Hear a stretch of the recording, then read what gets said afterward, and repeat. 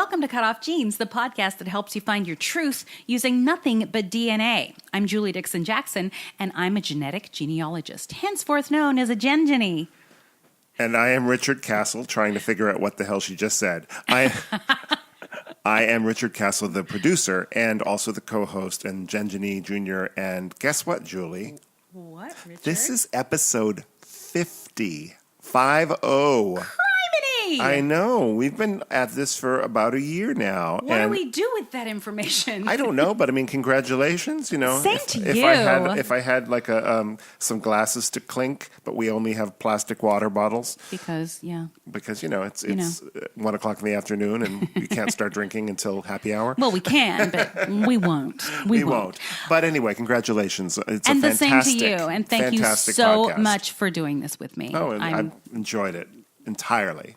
It means I get to spend more time with you. So what's wrong with that? It's true. And all of you out there listening get to spend time with Julie, too. Oh, and me. And Rich. Everybody loves Rich. I know, but, they're here for you, Julie. I don't know if that's necessarily true. I think there are probably some people on Team Richard. Team Richard? I don't want this to become a contest. You know why? Because you'll lose. You're going down, Julie. Oh. No, but congratulations, really. Same to you. Thank you. Thanks, everybody. And guys, let me see. What will I say? Well, I mean, I want to say this is kind of a neat instruction, even for me in my own life, that when you have something that you're passionate about, like you were so passionate about DNA and genealogy, that you decided to do this podcast as something like fun, but something informative that would help people. And you've put your energies in a very positive direction. Yeah, I was necessary for me to do that, and I'm really glad. I'm really glad that I did, and I'm very...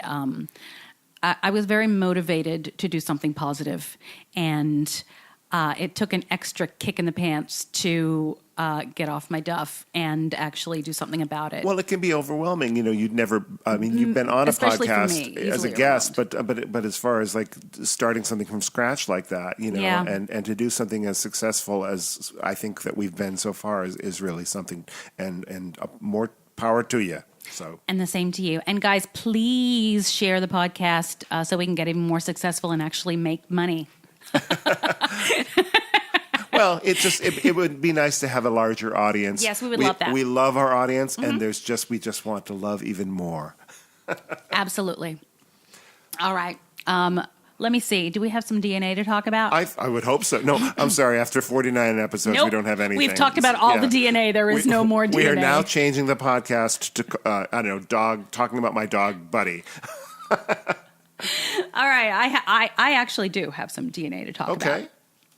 So I've been helping this gentleman with his family tree, basically. And his mother was adopted. She was born in 1930, I believe, and he has spent years and years looking, trying to find his mother's origins, which I love. Yes.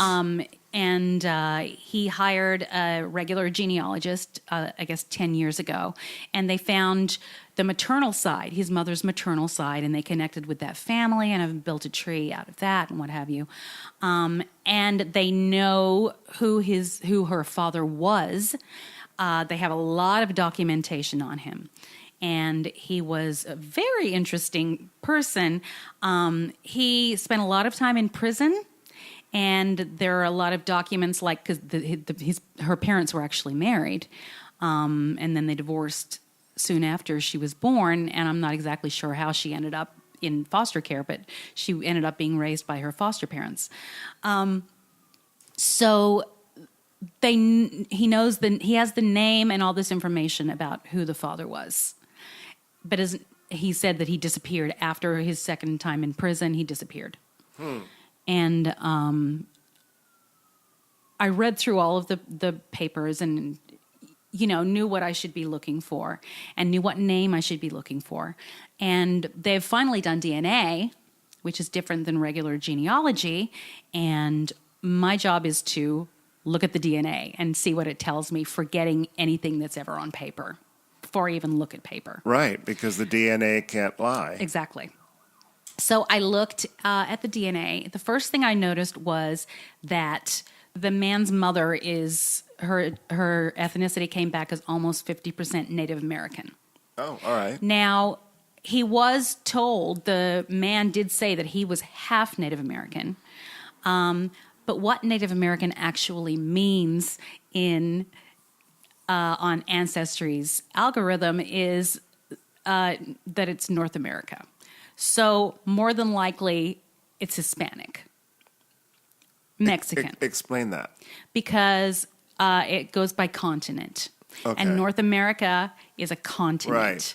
So Native American means that you are native to the continent of America. Oh, all right. So it can mean that you are part of the indigenous nation. Well, then how do you differentiate then between someone who is Hispanic and someone who is Native American, as we call it? Good question. That is a very good question. And the answer is that all of his matches are from one area in Mexico. Wow. So it's very clear that this father was Mexican. Now, the difference is that now that I know that, the name that he has for this man is nowhere in the DNA matches. So either that man was not his mother's father, and they just said it was, or they thought it was, or he changed his name. And it's on all of his legal documents. Well, to everything. me, that sounds like a roadblock. So, like it's either is a roadblock. right. It's either or, right? It's either he changed his name, which is perfectly legal, or or just that he's not the father that. Yeah. And my instincts tell me that he was not the father, and he was very mentally ill. So I think that's kind of a blessing in disguise. So I explained it to him, and it took me a couple times to get him to understand that, because he came back and he said, so what you're saying is you need to look at all the DNA in order to really find, and then he said the man's name. Mm-hmm. And I had to come back and say, for all intents and purposes for you, that man doesn't exist. Because there is nobody by that name. I mean, it's not even close to that name. Well, let me ask you this. Yeah. Couldn't he take a DNA test himself? He has. Oh, but does... And so is his mother. But, they have. Yeah, they've taken it. Well, then, but does any of the DNA from from the Mexican gentleman, is there any match with him? Yes. There is? Yes. There are a lot, but none closer than third cousin.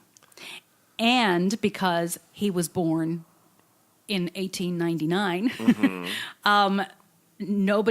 most people don't remember that far back or have a tree that hashed out, or most of the matches are in Mexico. We have a language problem there. Right. And the fact that people alternate their names all the time in Mexico. Sometimes they use their mother's maiden name and sometimes they use their father's name. Oh, I did not know that. It's very confusing. So it's a daunting prospect. I guess so. So I told him that until a closer match comes in, I don't think I'm going to be able to identify who the father was or find that person. And that's an entire possibility. But we just have to wait for closer matches. The second part is, however, and I think the more interesting part, well, not more interesting, but is that his mother's mother doesn't appear to be who people have on their trees. In other words, no, not the mother. The mother's grandmother. The mother's grandmother. So his great-grandmother. So many people, yes. Yeah. Right. So there are several trees, including his, that are on Ancestry that have the mother specifically having this name, or the grandmother specifically having this name. And that is not a name that is in the tree either, but there is another name that is in the tree a lot. And looking back through the documents, I noticed that when they got married, she lists this name as her mother's name on her marriage license. But everybody ignored that. And it appears they thought that she was making that up and went with who the father's wife was. And so that's who they think her mother was. Does that make sense? Sort of. I'm a little confused, to be truthful. So, okay, the name that is supposed to be the maternal grandmother's name does not appear in the tree. However, the name that she had put on her marriage certificate in 1930, or whenever it was that she got married, is that name that is predominant in the tree. Okay. And they're from a different part of the world. It's amazing. These documents are really important, aren't they? I mean, as far as when you go back and try to, Well, they're only as important, though, as who is telling the truth. Right. So, yes. And I told him that, and he said, but I had a professional genealogist look at these. And I'm like, that's true. And as regular genealogy goes, they did the correct thing, and they followed the paper trail. Right. However, DNA will blow a paper trail out of the water. Right. So that's what I'm dealing with right now. And it's hard for people he's obviously devoted a lot of his life to finding this out and spent a lot of money on this professional genealogist and whoever else. That's so interesting when you say that about like what it depends on what people put on there. The veracity of the person who's filling out the form, right? Absolutely. Just recently I was in a class and there was a young girl, young like she was in her 20s, and she was getting married, and she said, I'm going to put as a tribute to my stepdad, he's going on my marriage certificate because he raised me. And my first thought was, well, that's very sweet that you want to put a tribute to him because you love him so much. Genealogists will hate but it. Yeah, but later on, your ancestors will hate you for it because they're Did you like, say that? No, I wouldn't. I don't know her well would. enough to. Well, of course I would. That's of course just you would. But I did. that was my thought. But I mean, it's none of my business. Who am I to tell her? However, that's something that I'm sure she's never even thought about. If you're not a genealogist, that would never even occur to you. And I also thought, as I thought it out further and brought it, I thought, well, by then, any ancestors of hers are just going to go through DNA and not even care about these certificates because of what you just said. It really doesn't matter what's on the certificate. It's what's in the DNA. Right, but there are other things that that are important. Like court documents are important, and they're more likely to be truthful. Right. However, not necessarily. And there are other ways of paying tribute to your stepfather that raised you. Than putting him on a legal document and lying, basically. Like making a nice speech at the wedding and saying, Yeah, because nobody's going to look at it's not like you're going to frame your wedding license. Right. Oh, that's funny. Yeah. He can walk her down the aisle. Exactly. But why does he have to be on? Well, she obviously has issues with her birth father and doesn't want his name on her marriage certificate. It's an emotional thing, I'm sure. It's two different things. And Blaine Bender wrote something about this recently. We have a family tree and we have a DNA tree. Right. And they're two different things, exactly. And we need to keep them separate. Right. Because we define family in different ways, and everybody has an extended family of, I think I've mentioned this before. I had aunties growing up that weren't your aunts. That weren't my aunt, and we just called Auntie Ida, Auntie, all these people. They were just very dear friends of my mom or my grandmother. And I called my friends' parents auntie and uncle. Right. Which is weird now that I think about it. Well, I can top that. Oh, do tell. So I went to Maplewood Country Day Camp in Easton, Massachusetts when I was a kid. I went for 5 years, and I got my 5-year pen and pencil set. Anyway, and I never thought about it until just recently. But the counselors, for our groups in camp, we called them Uncle Joel. Aunt so-and-so. That's weird. But they were like, these counselors were probably 20 years old. They were, if that. Uncle. Were you supposed to do that? Or yes. was that just... The guy who ran the camp that is creepy. The guy that ran the camp was Uncle Hal. And we called him Uncle Hal. And everyone did, and no one thought anything of it. That would never fly these days. No, this was in the 70s, So much has changed. But it's weird, like when I think about Uncle Joel and I picture Uncle Joel in camp, and he might have been like 19. Yeah. but I was, 8, Right. so he might as well have been 100. Well, an uncle can be young because it can be your parents' Sure, younger but not sibling. not when they're complete strangers that you just happen to get assigned to Yeah, because that's you creepy. paid to go to camp. That's creepy. Yeah, that's like single mothers who date a lot of men and always have their kids call them uncle, whoever they're dating at the that's time. creepy. Yeah, Creepy. but there's one thing to call Uncle Joel, who was my camp counselor, but I'm not going to put him on my marriage certificate because Uncle Joel meant a lot to me, so I'm going to put him on. I'm going to put him on my marriage certificate. Uncle Joel, from camp. Oh, jeez. That's good. All right. Should we take a break? Let's. All right. If you're enjoying Cutoff Jeans, please subscribe, rate, and review. Now, back to Julie and me. All right. We're back. Hello again. Get ready. Uh-oh. We're going to do a straight genealogy segment. Oh, my God. No DNA involved. What is that? I don't even know where to go with that. The look on your face just then was so confused. I just have no idea what to even say to that. Okay. So Are we going to do a gay one after that? well played. Thank you. Okay. So we're going to just talk about, because if you're a genetic genealogist, you combine, yes, the DNA is the most important thing, but you have to combine regular traditional DNA research, obviously. And I want to talk a little bit about sources. Sources. And I got this from Amy Johnson Crow. 4 things you should do with every genealogy source. Okay? Yes. All right. Please tell me. So let's just clarify. What is a source? A source, it doesn't have to be something that you find at a courthouse. It's wherever you get a piece of information. It could be a will, a death certificate, a tombstone. It could be a conversation you had with your aunt at the last family reunion. That's hearsay. It's still a Not source, a source. as long as you cite it as a source. I see. Okay. A source is a source, of course. Of course. Of course. Of course. Love and hate us at the same time. All right. So they're all different. A source is a source. I can't stop saying that now. All right. Here's the first thing that's important when you have a source in front of you. 1, read the whole thing. You might be thinking that, well, of course you read the whole thing. But think about it. Usually when you look at something that you've never looked at before, you scan it really fast to say, like when you look at your birth certificate for the first time, if you've never seen it before, you scan, you don't really look at. But there are a lot of things that you may miss, even if you read it a few times.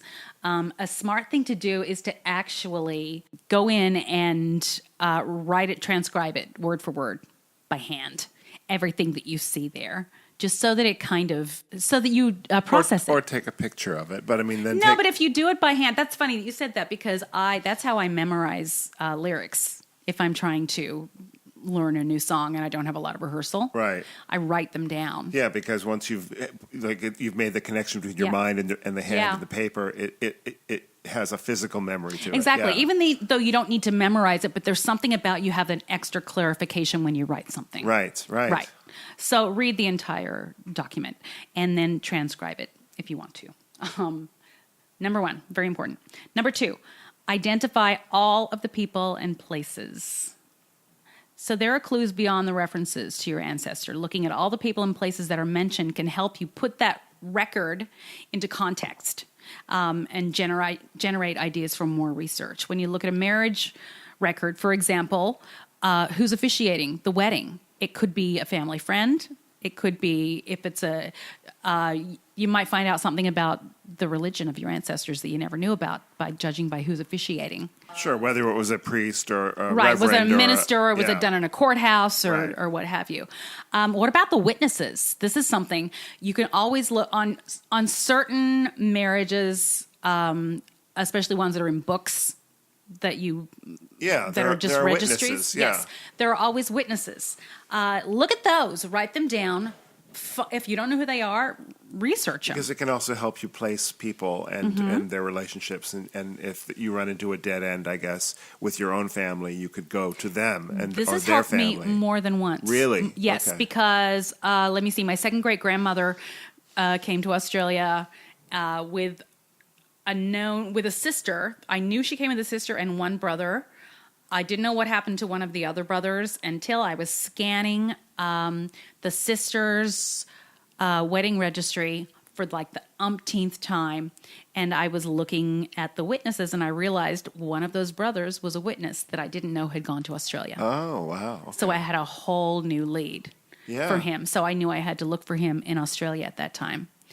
I didn't find him, by the way, but hey. But yeah, but again, you might have, and that was something that sort of a backdoor way of getting to where you need to go, right? Or Precisely. just being more thorough. The back door is always the best way. Well, again, I'm going to bring up this like Agatha Christie thing, that these stories, when you watch these movies or read those books, it's all about these little characters. You got to think outside the box. Yeah. Yes. It's never like the person you think it is. It's always like the little gardener or whatever. That's true. Who else was on the payroll, at the mansion? Right. All right. When you're looking at a deed to a property, are you looking at the names of all the grantors, sellers, and all the grantees, buyers? What are the names of the other landowners? Sometimes a deed will include the names of the people who own adjoining land. Yes, indeed. Yes. Stop. Okay. When looking at a census, this is a good one. And this has also worked for me, too. When you're looking at a census, look at all the other families on the street. Look at everybody else on that page. And I also go to the page beforehand and the page after it. And I look for the same last name because way back in the olden days, families stayed close together. Mm-hmm. And they would usually live on the same street, if not in the same house. Also, if a child is missing, check with the neighbors. Might be a relative that they're staying there because families would spread out a lot. They often live with their grandparents or aunts and uncles. I always thought it was weird when I was a kid that my aunt and uncle lived in the same house with my grandmother. They had like a triplex. So my grandmother lived on the ground floor, and then my aunt, uncle, and my cousins lived on the second floor, and then I had another aunt and uncle that lived on the third floor.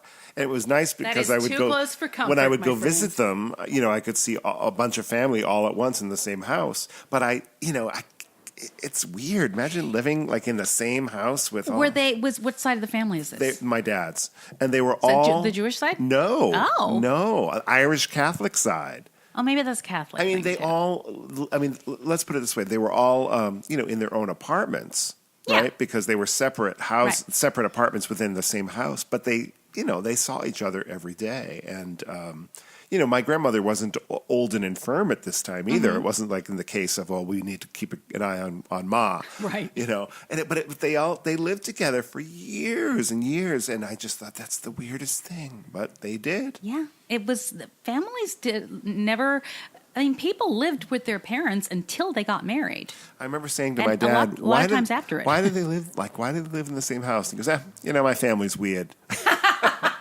My dad, he had a wisdom about him. Is that what he said? Yeah, my family's weird. Because he would never do that, Yeah. Would he never was have. Clearly the black sheep. Yeah, he was. He was the only one that left New Jersey, Yeah. Wow. Wow. All right, moving on. Number 3, identify all of the unfamiliar terms. This is another really important one that has benefited me. The further you go back in the research, the more likely it is that you're going to come across terms that you're not familiar with. Mm-hmm. Here's an example for me. I had to look up the word putative for putative father, and a lot of people know what that is, but a lot. Punitive. Putative. Yes. Putative. Oh, I know punitive, but I don't know putative. Please tell me. I had to look up putative father because so my third great grandmother that I was spoken to before, she had 2 marriages, but they were several years apart. And in my research, I discovered that she had 3 children who died shortly after birth in between those marriages. Okay. All 3 of them. And I finally found their birth and death certificates and noticed that this man, Davy, was listed as putative father. So I looked it up, and a putative father is the assumed father. So you can say putative father, but there's no... they usually will put if somebody admits to being the father but is not married to the mother. Okay. So this is, in the 1860s.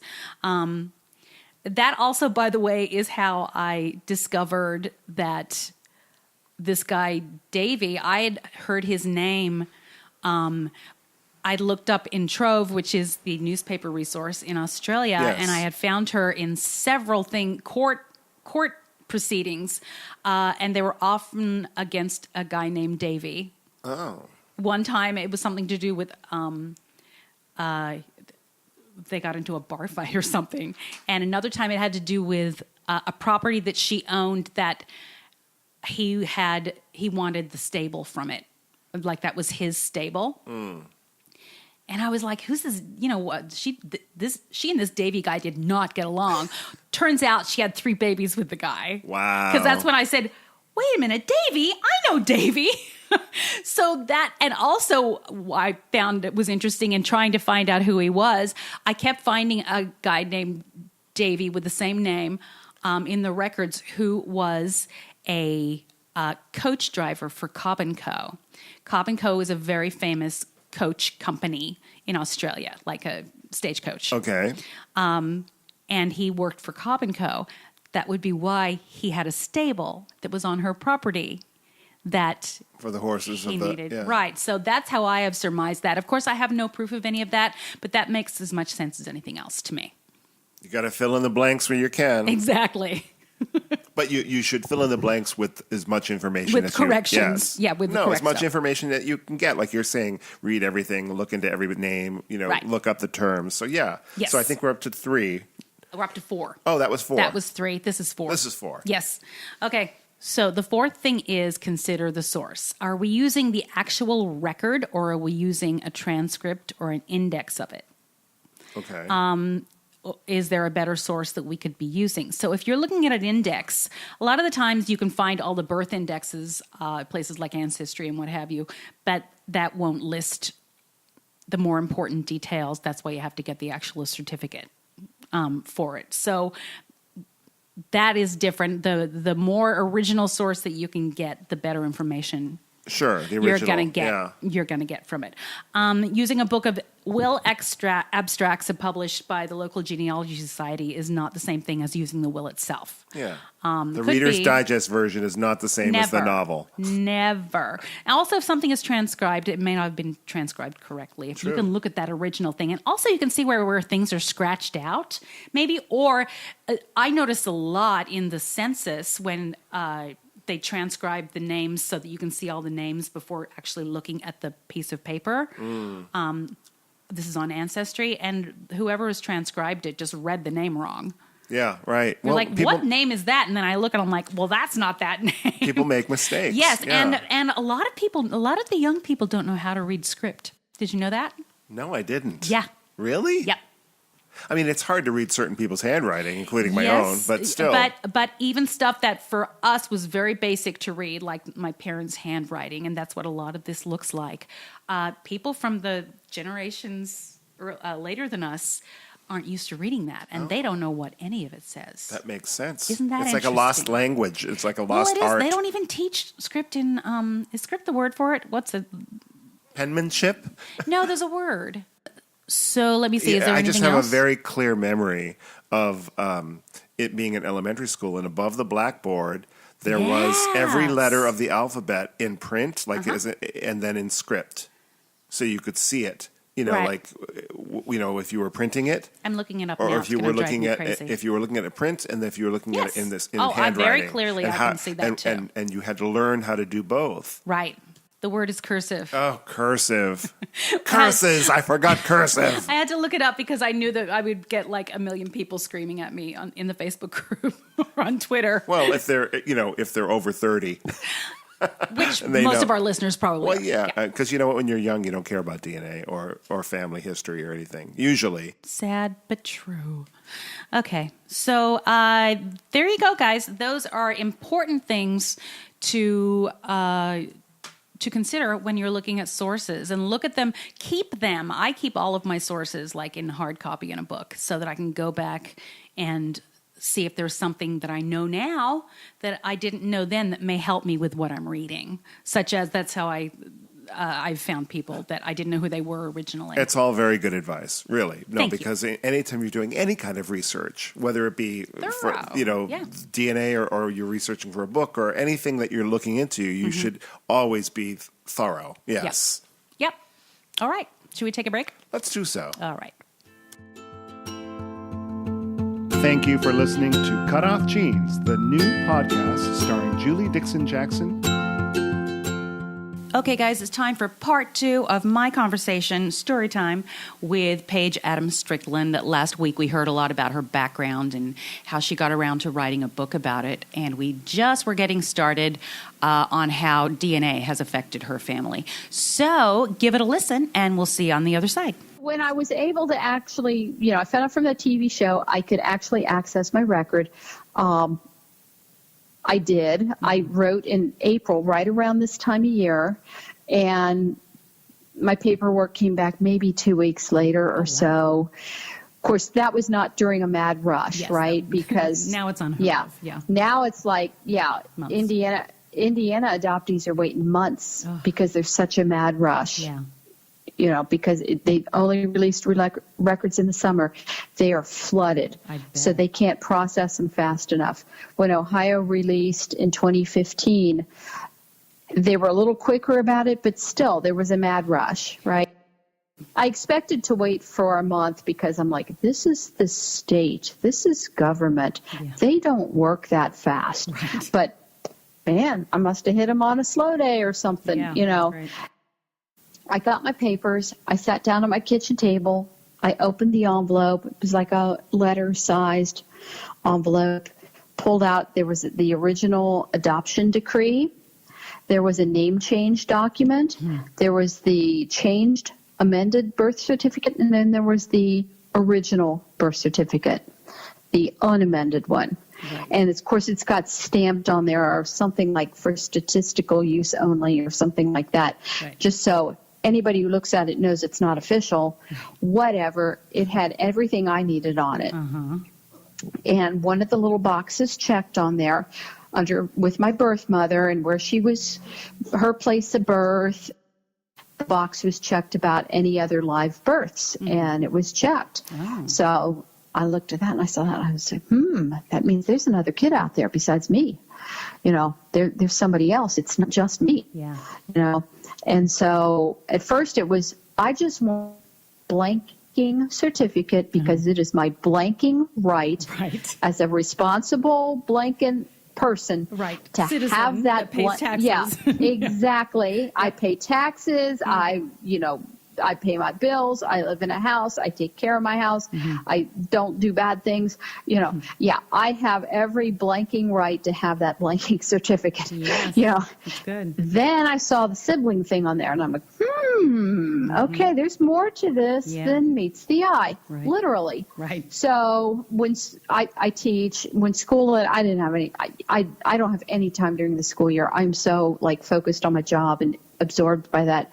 The school year let out, man, within a week I was downtown Cincinnati looking up stuff in the Hamilton County Library, the Hamilton County Courthouse. I even went to the Kenton County Courthouse, which is the courthouse over the river in northern Kentucky. My parents who raised me, they were married in northern Kentucky, not in Cincinnati.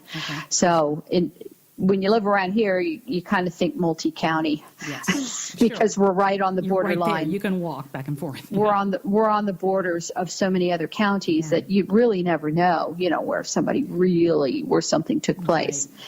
And and the other really rare thing that happened for me was my birth father's name was on the birth certificate. That usually doesn't happen. Right. But she had it on there plain as day. And I tell you, all the handwriting on that, this was back in the day too, no computers. Everything was handwritten on the birth certificate. Oh, wow. Clear handwriting. Everything was perfectly spelled. Everything was 100% accurate. And I don't know how much of that was her doing and, making sure everything was right on there, or if it was, just got that good of a person that filled it out properly and did all the spellings correctly. Bless 'em. And all the, numbers, everything was legible. And the good thing about men is when they get married, they don't change their name. So men, if you have a name. The good thing about men? One of them. Always wondered. One of the good things, yes. So they're easy to find. I kid. Yeah. Okay. Yeah. I was able to find him in 3 days. That's almost like the internet discoveries today when people find people fast. Yes. And you go, oh my God, I clicked a button and there's a picture. Yep. Oh my God. Mm-hmm. Well, I did it in 3 days, and that was still pretty dang fast. And did you find him before you found your mother? I did. Oh, wow. Yeah. Okay. Because he was local, and obviously his name hadn't changed. Last name, yes. I had him located. Okay. Yeah. And I knew where he was locally. Okay. And I was like, okay. I had a hard time finding her. And it was like, I still, didn't know everything about him. And I was still really curious about what's this sibling thing on that birth certificate, and it was harder to find her. I used old, and I don't think they exist anymore, but, we've got all the other things on the internet for finding people and tracking people. And again, ancestry records and things now have all those census records and city directory records. But I had to go to the public library and go through all those old directories, crisscross directories. The bulk directories. Yeah. And so I found my birth mother obviously married to a different guy, not my birth father. Mm-hmm. And one thing that Hamilton County Welfare had told my parents was that my birth parents were married. They were just too young. Wait a minute. Mike. They were married? They never were. Oh, it was a big fat lie. Oh. Yeah. It was a big fat lie. But, and I don't know. I guess I was just worldly enough to know that was probably not the case, because I thought they told you that they were married. They told my parents who adopted me, that they were married. I think it was basically so that you wouldn't be getting a bastard kid. Oh, because that to me is weird. That would be worse for me, if I knew that my parents were married but didn't keep me from their union. Yeah, right. That's I was like, none of this makes sense. Right. None of this makes sense. Yeah. Somebody lying somewhere. Yeah. That was what went through my head. As an adult, I could go, yeah, that didn't happen that way. Yeah, right. Even in the 80s, like that's not the way things work. Yeah. So, that's why I kept pursuing it, because I'm like, this is, So again, the truth, going after the truth. Yeah. So he married someone else. She married someone else. Okay. So I was kind of a product of not a married couple. Right. Is what I kind of figured out. Surprise. Yeah. Yeah. Whoa. Oh, yeah. Right. Yeah. Like, that's a shocker. So, yeah. Anyway, I found my birth mother's ex, and I didn't know he was an ex at first, but I found her in the city directories back in the early 60s, married to this guy, and then later found the guy married to someone else, but not my birth mother. Okay. And I'm looking all over, could not figure it out, I couldn't find a death certificate. I didn't know what to do. But he turned up in a local directory, unlisted phone number, but an address that was legit. So I wrote to him, and then he wrote me back, and within a week, when he responded back to me, he put his phone number on the note, and he said she died in Long Beach, California in 1976. That explained why she kind of like dropped off, and I couldn't find her anymore. The trail ended. Mm-hmm. So I called him, and my husband and I went over to the house on the weekend, and we met him and the new wife. And they were very kind to us. And he gave me a couple photos of my birth mother, and he said she had an older daughter. He said he thought he was the dad of the older daughter, but somehow he wasn't 100% sure of that. but he thought he was. Okay. And he raised her as she was. And then there was this younger daughter because my birth mother had gone on, they'd divorced. Okay. But it was kind of like this friendly divorce, and they were not together, but together in that it's like, well, where else are we going to go? They were in each other's lives. Kind of thing. Yeah. So he and my birth mother divorced, but together as a team, not as a married couple. Right. And my birth father, or her husband's brother and his family, they caravanned from Cincinnati in a converted school bus and a converted hearse from Cincinnati to across the country. They stopped for a little while in Arizona to regroup, and then they went on to Long Beach, California, basically to reboot their lives. Start over, better weather, job opportunities. Long Beach was a very desirable place to go. Okay. So that's what they did. Once they got out there, he met someone else, she met someone else. And she remarried, she had the older daughter, and then she remarried and had another younger daughter. Okay. So I'm technically a middle kid. I never knew any of these things growing up. It's just that's what happened in the other universe, Sure. the parallel universe. Exactly. Yeah. And then she passed away. She had bad heart valves from rheumatic fever, so it's not a genetic thing that any of us have to worry about. Oh, that's good. It's, when you grow up impoverished in Appalachia and, your closest doctor is still like 75 miles away, and you don't get the treatment and the medicines and the things you need in a timely way, and that's kind of what happened with her. Okay. So she's probably lucky she lived at all back in the 40s or super early 50s. Mm-hmm. I was told later on, she did want to find me. She tried to find me, but of course records and everything was closed on her end.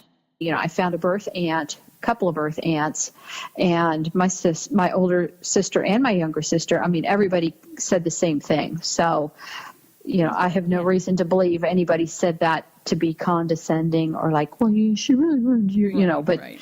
yeah, it was the truth. In other words, I believe it was the truth, and I have no reason to believe it wasn't, or that somebody was just being nice. So tell me about the sister with the DNA test. My older sister, one thing she did remember not long before our birth mother / died, was she had been in an argument with my older sister's father. She was in an argument with him, and parting words were, "Oh, by the way, you're not her dad." Okay. So was she just being mean and saying that because they had a fight, or was she actually telling the truth?